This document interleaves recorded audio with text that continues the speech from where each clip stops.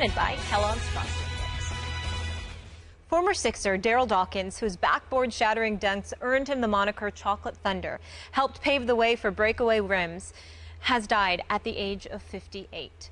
The Lehigh County, Pennsylvania coroner's office said Dawkins died Thursday morning at a hospital. No cause of death was immediately announced. He spent parts of 14 seasons in the NBA with Philadelphia, New Jersey, Utah, and Detroit, and was the first player drafted directly out of high school to the NBA. The NBA family offering their condolences. Magic Johnson tweeting, "Darryl Dawkins, bigger-than-life personality, will be missed by all. He was a good friend, and I will miss him dearly." Carl Anthony Towns writing, "I'm going to miss you so much, Uncle Darryl. There will never be another Chocolate Thunder. Love you so much. Going to miss you so much." Stephen A., how will you remember Darryl Dawkins? It's interesting because even though I'm a native New Yorker and everybody knows I love my Knicks, you know, growing up, I'm sure Skip can relate this, long before Michael Jordan came along, there was a gentleman by the name of Julius, Dr. J. Irvin.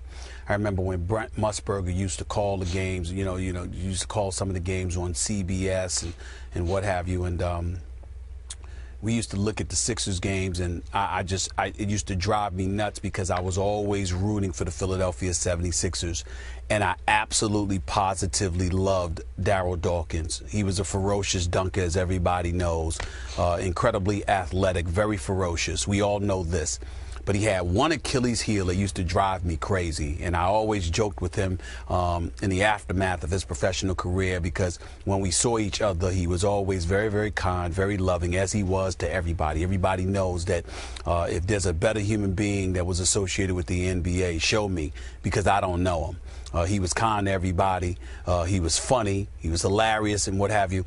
But I used to get on him all the time because I remember so many times, Skip, when I used to watch this guy, and I just used to pray this guy didn't get in foul trouble, because that was his Achilles heel. I think it was like 3 or 4 times that he led the league in fouls. I think 83, 84. I think he had like an NBA record, was it 386 fouls. The year before that, it was the year the Sixers won the title. He had 379 fouls. And I think it was like, what's the year? 1980. He had 328 fouls, and it was like, if he could just stay on the court, if he could just stay in the game, they can't beat the Sixers. They can beat Boston. They'll beat everybody. They can beat Milwaukee with Sidney Moncrief and the boy. They can beat Boston with Larry Bird. They can beat the Nets with Albert King and those boys. They can beat all of them. If this dude could just stay on the court, it used to drive me nuts. But he just used to laugh it off. He said, hey, hey, baby, you can't love the physicality and then get mad at the results. And I just used to look, man, I don't know what to say to you. But, like I said, anybody that ran across him, he was incredibly sweet, very, very nice man, very kind to any and all. There isn't anybody associated with the NBA family who knew him in any way that could possibly say a bad word about him. He was just one of the sweetest individuals you ever met. He was about being an entertainer as well, and he's going to be sorely missed. When you see Shaquille O'Neal coming up with nicknames, and part and parcel, you got that from Darryl Dawkins to some degree. You see other guys coming up with stuff, and Darryl Dawkins had a lot to do with that Lovetron and all of that stuff. That's what he's from, Planet Lovetron. Yep. It just made you laugh constantly, and anytime you were around him, you couldn't help but smile because he had that kind of effect on you. So he's definitely going to be missed. Anytime you lose members of a family, of a fraternity that had that kind of personality, that magnetic personality, they're going to be missed, especially when you were as kind, as sweet as he was. I feel very, very sorry for his family, because if he was that way with us, imagine how wonderful he was to them, and imagine how much pain that they're in today for losing him. So my heart goes out to all of them. Ditto. I was around him a couple times here at ESPN. Loved every second of being around him because you could not love it. He was infectious with that huge personality. And as the family said in their statement last night, that huge, loving heart of his. So I am with you. In all my years covering the NBA, dating back to the 70s, I never heard a single negative word about Darryl, the person. But for perspective, and to put this man in the right perspective, I heard a whole lot of negative words about his lack of production early in his career. Because let's remember, when he came out of high school, as Molly pointed out, he was the first high school player to be drafted into the NBA. And he was called at that time the greatest high school player who had ever played up to that point. And Stephen A., as you well remember, he could never quite live up to those expectations. He tried, but everybody proclaimed him the next, because he'd played in Philadelphia, Wilt Chamberlain. And you know, and I know, Darryl Dawkins and Wilt Chamberlain had very little in common. Darryl used to say in his first couple of years, I'm not Wilt, I'm not that tall. So he went, they listed him at 6'11". I'm not sure he was even 6'11". He looked more 6'10"-ish to me. Wilt was 7'1", as you remember, Stephen A., even though it's a little before your time, he was a long 7'1".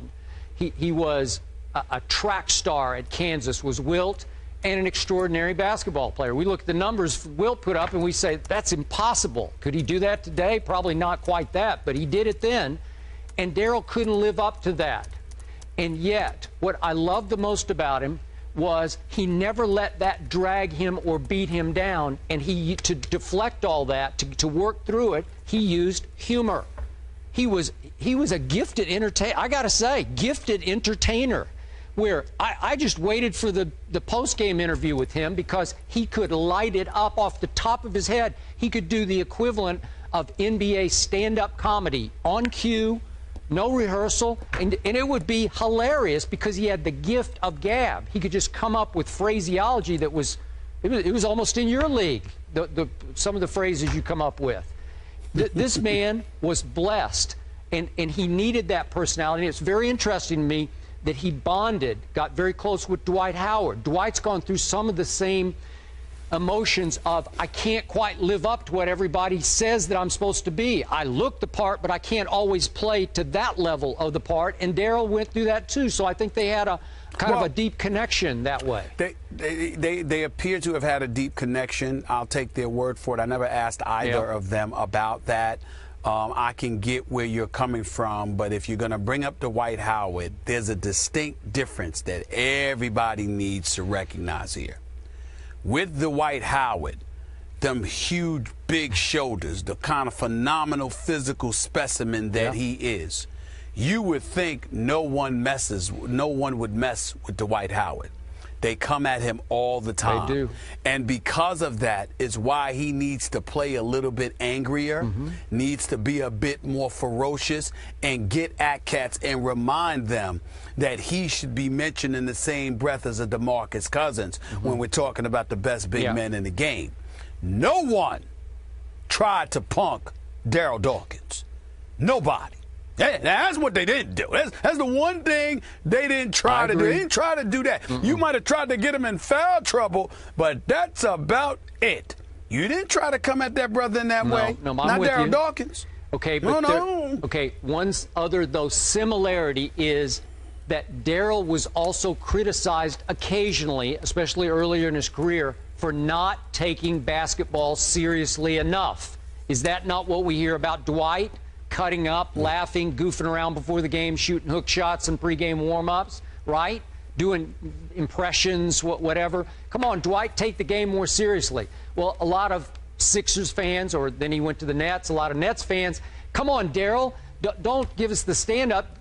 Play, perform better, perform at a higher level. And you'd see a burst from Darryl, and then he'd go 4 or 5 games, and he couldn't quite live up to that. Well, isn't that similar to what Dwight's gone through, not taking the game seriously enough? Well, again, I don't think it was one of those things where, Darryl Dawkins was. I don't recall him being accused of not taking, the game seriously enough. I just think that it was one of the. I mean, for me, the years, maybe early, the years that I watched him, that's what I look at. And by the way, even though folks didn't try to come at Darryl Dawkins, it was funny. He did get in a fight with the, with Mr. Enforcer himself, Maurice Lucas, in 1977. I didn't forget that. Please don't think I forgot. But that was Maurice Lucas. You know what I'm saying? Maurice Lucas fight anybody. He was Oakley before Charles Oakley came along. Okay, so outside of that, nobody messed with Darryl Dawkins. But they might have thought that Darryl Dawkins played around a little bit too much or what have you. They might have thought that. But when he was on the court, you knew he was trying to come at you. A lot of guys question how ferociously Dwight is trying to come at you. And Dwight has to change that because Dwight is big time when he wants to be. He just needs to do it more consistently. Well, to your final point, a whole lot of people who played with him, against him, and even now play in this league are going to miss this big man. Yes, they are. Yep. No question. Absolutely. 58 is too young. And Stephen A., as you said, our heart goes out to the loved ones of Darryl Dawkins. Yeah. More First Take after the break.